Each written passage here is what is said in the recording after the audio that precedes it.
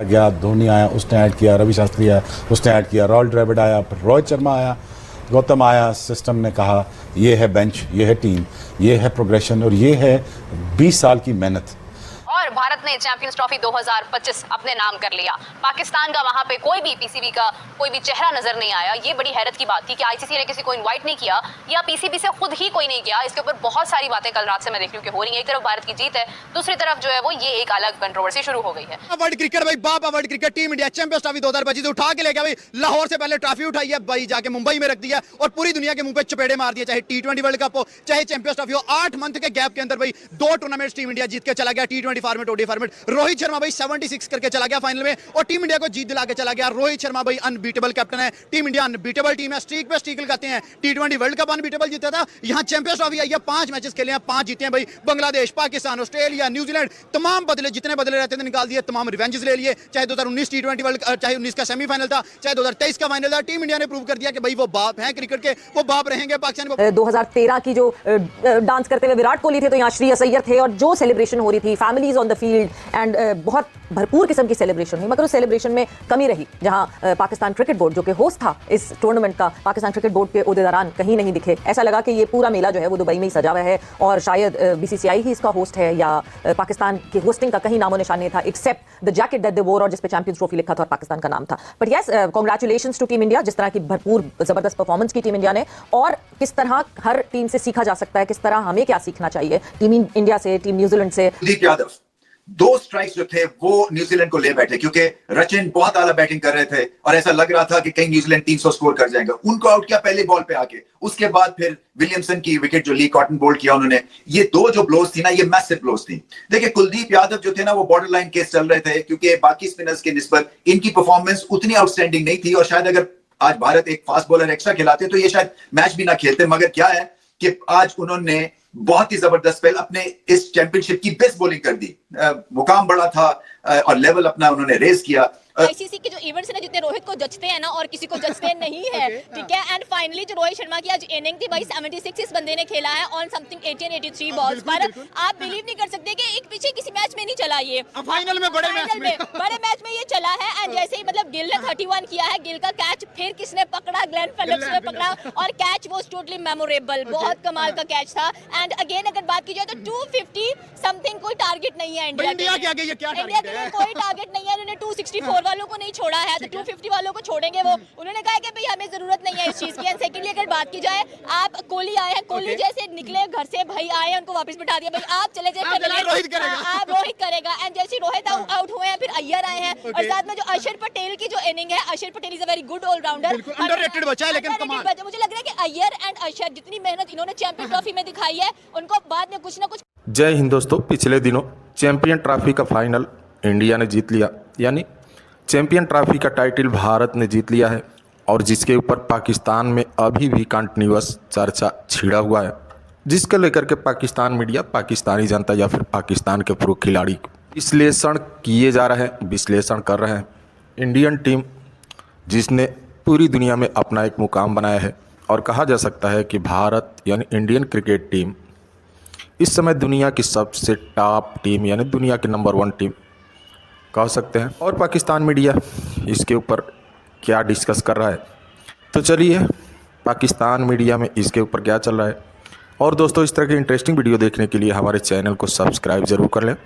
रोहित शर्मा, उनकी कैप्टनसी की जितनी बात की जाए, जिस टाइम पे वो चक्रवर्ती को इस टूर्नामेंट में लाए, 2 मैचेस शुरू के नहीं खिलाए, ज़रा बीच में लाए और फिर आज जब कुलदीप यादव को वो लेके आए हैं 11वें ओवर में, सारे मैचेस में अगर आप देखें तो कहीं 25वें 30वें ज़रा लेट उनको लेके आए थे। बट वो जो एक रचिन रविंद्रा की विकेट थी उस टाइम पे, आई थिंक वो भी एक गेम चेंजिंग मोमेंट था और कैप्टनसी बहुत आउट क्लास थी आज अगर रोहित की बात करें। और फिर वही बात है कि मोमेंटम उस तरह का नहीं मिला। अगेन न्यूजीलैंड की बैटिंग को 20-25 रन वो शॉट ज़रूर थे, अच्छी फ़ाइट की न्यूजीलैंड ने, काफ़ी अच्छी फ़ाइट की अगर कैचेस पकड़ लेते।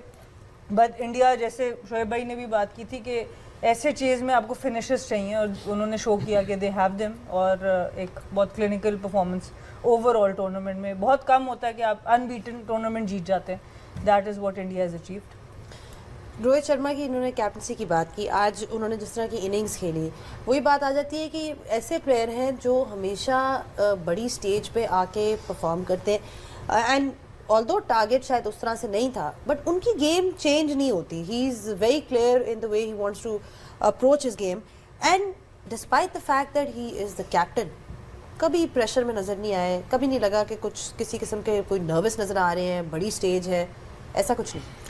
सबसे पहले तो इंडियन टीम को बहुत बहुत मुबारक विनिंग द चैम्पियंस ट्रॉफी और किसी से मैच नहीं हारे तो बहुत बहुत मुबारक हो आपको, आपके सिस्टम को, आपके थिंक टैंक को, जितने भी स्टेक होल्डर्स हैं and even as a nation big congratulations to you guys. अब आ जाएँ रोहित शर्मा की, चाहे बैटिंग पे बात करें चाहे लीडरशिप पे बात करें. देखें सिंपल फॉर्मूला उन्होंने अपनाया था 2023 में जब वो फाइनल हारे थे. आफ्टर लूजिंग अर्ली विकेट्स उन्होंने मीटिंग की, उन्होंने कहा that's how we gonna play. उन्होंने अपने लिए डिसाइड किया, फिर उन्होंने टीम के प्लेयर्स के लिए डिसाइड किया और वो उस पर उन्होंने काम करना शुरू कर दिया. अब उस चीज़ की, उस मीटिंग के जो ग्लिम्पसेस हैं वो अब आपको नज़र आ रहे हैं. एक आपको 2024 में नज़र आया वर्ल्ड T20 टाइटल, एक आज आपको नज़र आया चैम्पियंस ट्रॉफी का. वो देखें, अब इसकी अगर थोड़ी बैकग्राउंड में चले जाएं तो वो ये है कि जब आप कोई चीज़ डिसाइड करते हैं या आप कोई चीज़ ठानते हैं तो फिर उस पर आपको स्टिक रहना पड़ता है. उसके रिजल्ट्स आपको नज़र आते हैं जो कि हमें नज़र आ रहे हैं और ये प्राइम एग्जांपल है. अब आ जाएँ उनकी बैटिंग पे, तो उन्होंने अपने लिए रोल डिफ़ाइन किया हुआ था. ठीक है, रिमार्केबल इनिंग्स, फाइनल मैच हो, आप चेज कर रहे हो और चेजिंग भी ऐसा हो कि आपके हाथ में मैच आ जाए, फिर भी you are playing how you have decided couple of years ago. फिर उसके अगली साइड पे आ जाएं तो ट्रस्ट योर प्लेयर्स, जिनको आपने ट्रस्ट किया है, उनको एम्पावर किया है, उनको मैसेज दिया हुआ है. It's players responsibility to evolve with the game. इसीलिए आप उनके इंटरव्यूज़ में भी देखें तो वो आपको क्या कहते हैं, वो एक ही चीज़ नज़र आती है, that I have full faith in my players. ये बहुत इंपॉर्टेंट है. फेथ भी है और उनके पास स्किल्स भी हैं जो उनके प्लेयर्स हैं, और उनको बनाया भी गया है, उनको प्लेटफॉर्म्स दिए गए हैं जहाँ पे उन्होंने वो स्किल को इम्प्रूव किया है. प्रेशर में कैसे डील करना है, तो उन्होंने एक प्रॉपर होमवर्क करके जो है यहाँ आए हैं, इसलिए अनबीटन है. उन्होंने सेकंड बारी भी ली, उन्होंने पहली बारी भी ली. उनको बीच में दूसरी टीम्स ने प्रेशराइज भी किया, उनके आउट करके भी किया, उनको अच्छे जो है बैटिंग में भी प्रेशराइज किया उनको, but they were keep coming back in a game और सारे गेम्स में आए. तो वो इसीलिए आप आते हैं कि जब आपका होमवर्क पूरा होता है और जब आपने पूरी प्रिपरेशन की होती है. इसीलिए मेरे ख्याल में वो आज टीम जो है वो इस जगह पे खड़ी हुई है.